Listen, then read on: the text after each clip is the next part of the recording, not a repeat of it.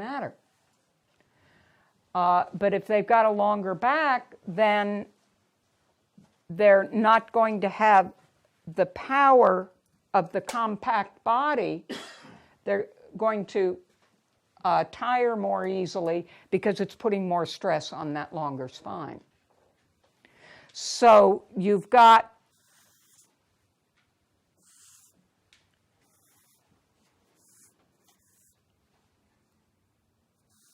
the high withers, the moderate angulation,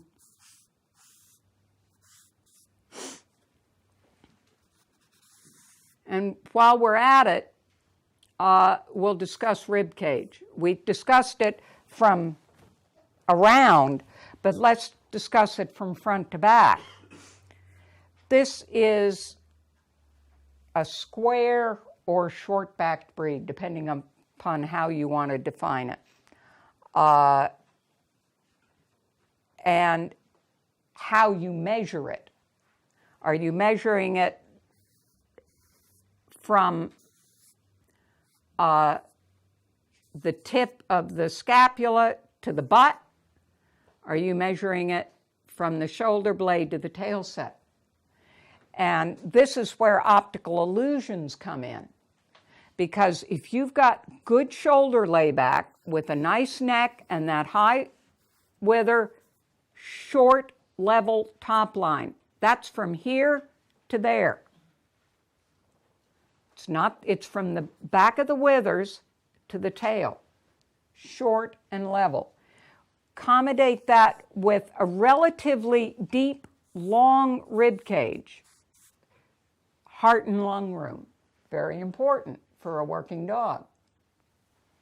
Short loin. This is where you get that tight, compact, athletic body. It's flexible through here because, you've got the comparative inflexibility of the rib cage and then the assembly of the hindquarter. This is the hinge. But you don't want it too long because, again, that laxity, they're going to tire. So when you're measuring, and again, we'll be able to do this on the live dogs, you want the length of the body to be primarily taken up with the rib cage, not with the loin. You'll get dogs with a shorter rib cage and more loin. They're not going to have nearly as pleasing a shape. And neither is it going to be as functional anatomically because there's less heart and lung room. So, hindquarter, we like the nice high tail set. Does it serve a function hunting? Probably not. But gee, isn't it pretty? And it does tend to tie in with this idea of the short, strong loin and all this other stuff. One thing I'd like to point out, and again will be illustrated on the dogs, this development of what we call the pelvic shelf is a matter of maturity. And remember, slow maturing breed.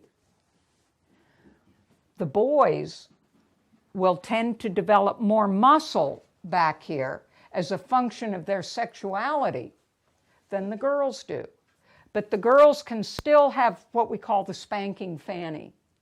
It's a nice, broad, rounded, broad from hip bone to hip bone. And again, for the girls, you want that because it gives you a broader pelvis and a larger birthing canal. And for the boys, it, as I say, it has to do with their breeding function, the muscle development that allows them to ejaculate comes from these muscles back here. But those will not be as apparent in a young dog.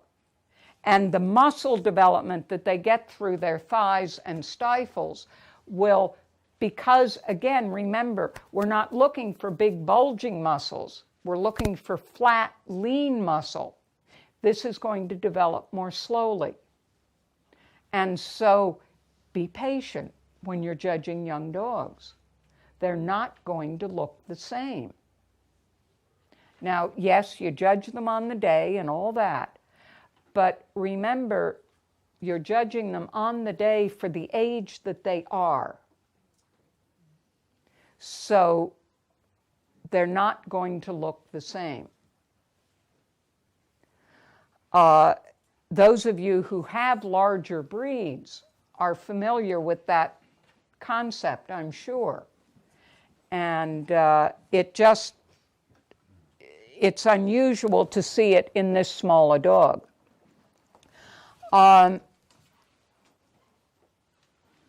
Bone, again, moderation. You want strength. You don't want them to be so fine-boned that you feel like you could just snap it in two. Again, rough terrain that they've got to work over. And it's punishing terrain. So moderate bone. You know, my dad used to tell me a car is only as good as the tires that you drive on. Always have good tires. Any dog that has to cover a lot of ground is only as good as their feet.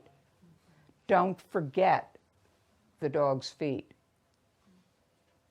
Their feet should be small. Their toes, you don't want great high arch toes. That's not typical of the breed. But you do want thick pads and strong-looking toes. You don't want these long, thin kind of hare feet. You want them to have a moderate arch, but look at their pads. You want nice, big, strong, spongy pads that look like they could take a beating. And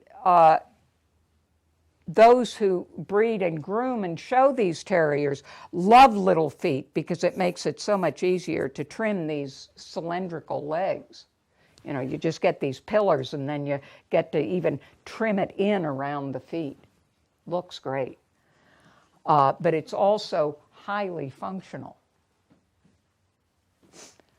Moderate angulation behind, because to go with the moderate angulation in front, you don't want a big, long, sweeping back leg. It's not going to work. It's not going to balance this end, and it serves no purpose when the dog's underground. Because the longer this gets, the less power it has in a confined space. These aren't greyhounds. They're not meant, you know, their most efficient gait is the trot.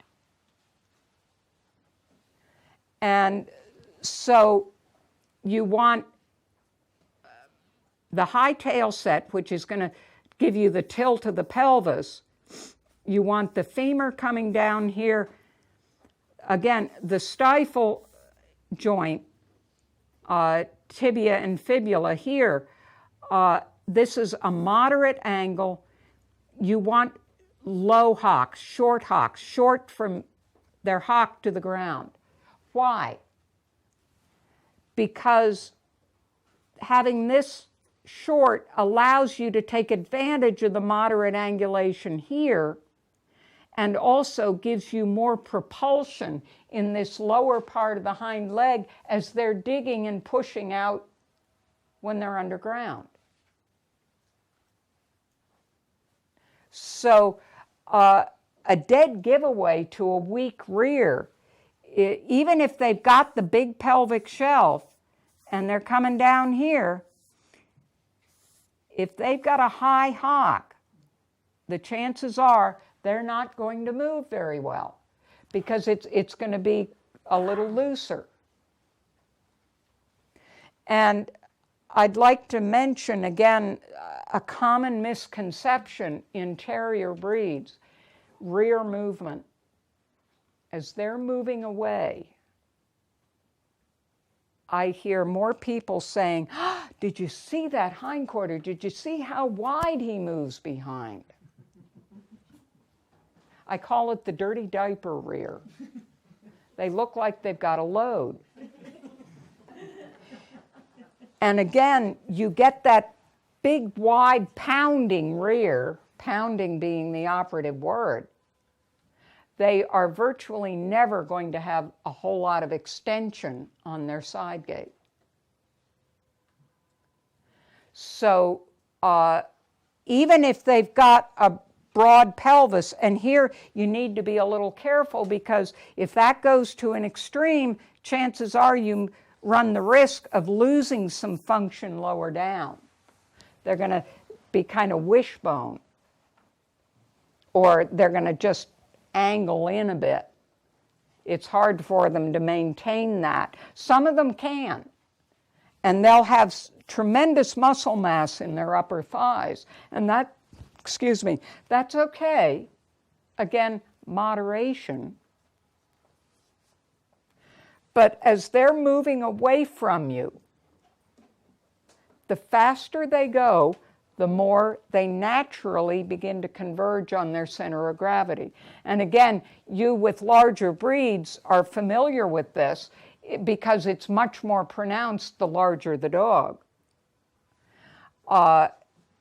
So be aware of the speed that the dog is moving away from you, and factor that in to how much the dog is converging toward his center of gravity as he's moving. And also be very aware of side gate. If I had my choice, do I get to see the dogs coming and going, or do I get to see side gate? I'll take side gate every time. You can tell a whole lot more. Fronts, a little more important to see them coming towards you. Rears, probably the least significant. I can tell as much on rears from the side gate or more than I can with them going away from me. The one thing you will see coming and going is if they have a tendency to crab, to sidewind. And they're going to do that generally in this breed or any terrier breed because they've got too much angulation there for the angulation up here. And to get out of their own way, they're going to swing their hips over to the side so that that longer leg, back leg, will be able to move while the front leg's going like this, real fast. Fast is not good. A lot of terriers, especially when they get kind of hyped up, will do what I call scurrying. And it looks kind of mind-boggling, but their legs are just going like, and where are they going? Some of the best movers, you see them going around or back and forth, and it's like, how'd they do that? That you're really quite unaware of their movement. It's just so natural and smooth. It's like he got from here to there, and I didn't really notice anything. Good. That's because your eye's not being drawn to something that's going. And in side gait, you don't need to focus on the legs near so much. Focus on the top line. Focus on the way they carry their neck. Top line stays level. And that means it doesn't do this, and that means it doesn't bob up and down. And that's what the scurriers will do, because their legs never get out from underneath them, and so they're bobbing, going down. Think if you were riding them, how uncomfortable it would be. And because their legs aren't getting out from underneath them, their feet are pounding into the ground with every step. It's exhausting. They can't do it for a long time. So, and if they're bringing their neck out here when they're moving, it's very often to try and give their shoulders more room. They're trying to get their head out of the way so it can free up their front legs to move. If the shoulders are laid back properly, then they can keep their head more upright. And that's not because the handler's stringing them up. If you're suspicious, you're allowed to ask for a loose lead. Now, granted, especially in young dogs, and terriers do tend to be free thinkers, you got to give some leeway for enthusiasm. But for a handler who is just hanging them up, you're not going to get a clear indication of how the dog moves. So either you give it up and say, okay, I'm not going to be able to tell how that dog moves today. Don't pretend that you're going to be able to figure it out. Just say, all right, I'm not judging that dog on movement.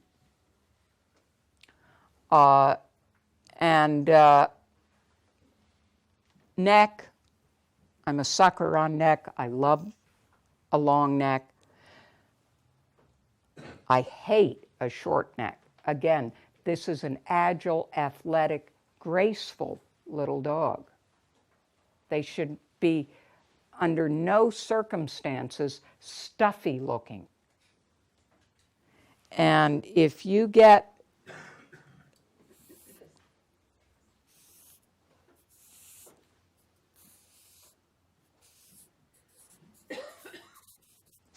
that, one, you've got shoulders that are up here, and the flexibility to move his head around, again underground, to work that fox. His head's up here, he's kind of like this. So, and also the longer neck, you know, above ground, he's looking around these boulders and stuff. You want him to be able to use all of his size, as moderate as that is, to take in his surroundings. Plus, it's pretty. Now, can it be too long? Yes, absolutely it can. We don't want a swan neck. Again, it's going to lack strength, and it very often is going to go with bad shoulders. They'll often, if the neck is too long and thin, it will often go with a U neck. And it will also often go a long, thin neck. Check out the body, because chances are it's long and thin too. They just tend to go together. So don't get mesmerized by one part or another. Moderation, balance, proportion. And so that very often these short-necked kind of stuffy types are also going to be short on leg. These dogs can be appealing in a kind of wind-up toy sort of a way. It's not a Lakeland Terrier. They are not little stuffed animals. Be aware, because some people in their grooming, they leave too much hair here because they think it's going to shorten their back by this angle. It draws the eye, and it creates the illusion of a shorter back. It's not a good trade-off because it shortens their legs. So for those of you who are grooming, don't be tempted to leave this too long. And for those who are judging, be aware of how much hair is on the brisket. Also, be aware of what the footing is. If the grass is long, try and find an area in the ring where the grass is shorter, or pay particular attention when you have the dogs on the table. And check out your proportion, height to length, and length of leg, and all that other good stuff. So, because they can get lost in the grass, and as we all know, at some of these shows, the grounds can be other than ideal. We'll finish up. We talked about head proportions. I'm going to end up by talking about some of the other features of the head, and particularly ears and eyes. The Lakeland ear, again comparing the three breeds, is in the middle. It is larger than the Fox Terrier ear. As a rule, smaller than the Welsh Terrier ear, although Welsh Terrier ears have been getting progressively smaller, it seems, in the past few decades.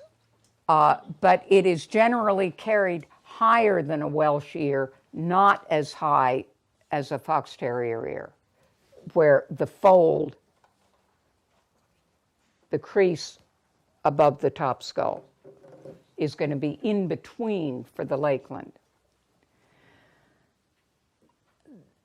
Ear size, you can allow some latitude. You do want the ears set within reason close together. If they're set off to the side of the head, even if the skull is not domey, it's going to tend to look domey. You got a skull that is reasonably flat. If your ears are set off here, even that comparatively flat top skull is going to tend to look rounded. See the difference?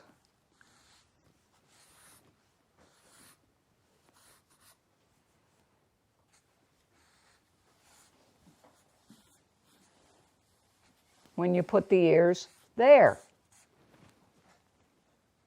Same skull construction, totally different impression that you get. The ears, depending upon their size, are either going to come, they shouldn't, Fox Terrier ears, you're going to tend to get them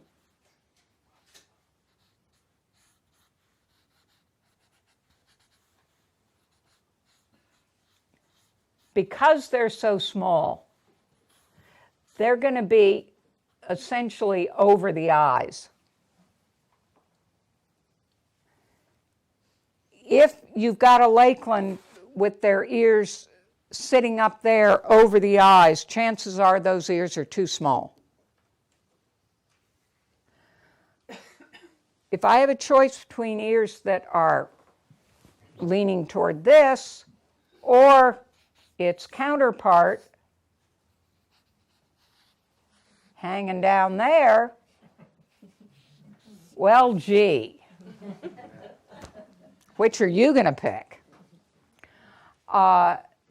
Because this is generally going to give you that alert, bright, inquisitive look that we want in most of our terriers. Dead, houndy, hanging ears, it just doesn't do it, guys. So if you've got a choice between that and that, chances are you're going there. Is that ideal? No.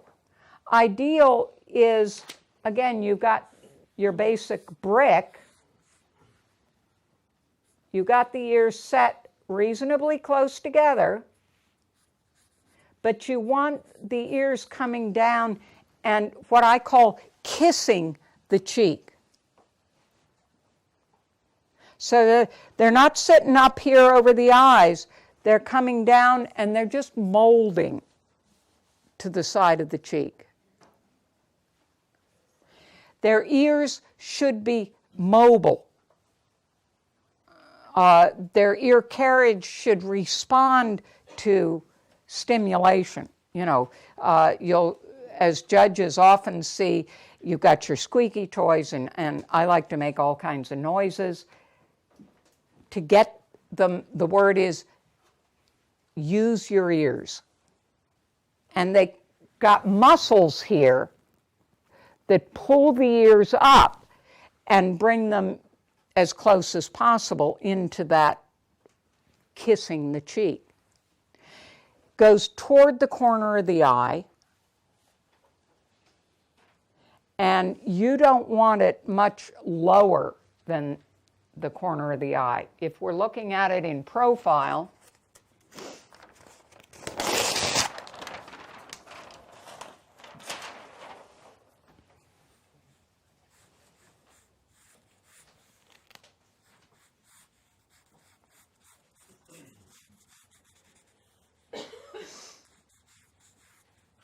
you got your eye here. You've got it breaking above the skull,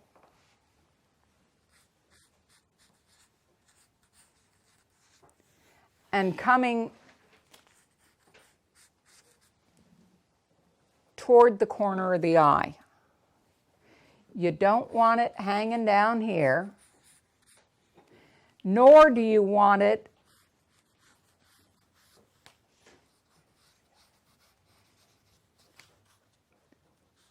sitting up here. That's going to be your fox terrier ear that never gets close to the cheek. It's sitting up there. It's pointing toward the eye, but it never gets down this far. Has nothing to do with function. It's simply a characteristic that refines breed type. And so that brings us to the eye. And this is a place, this is one of the real subtleties that contrast Lakelands with fox terriers particularly, and also to a degree Welsh terriers. Fox terriers have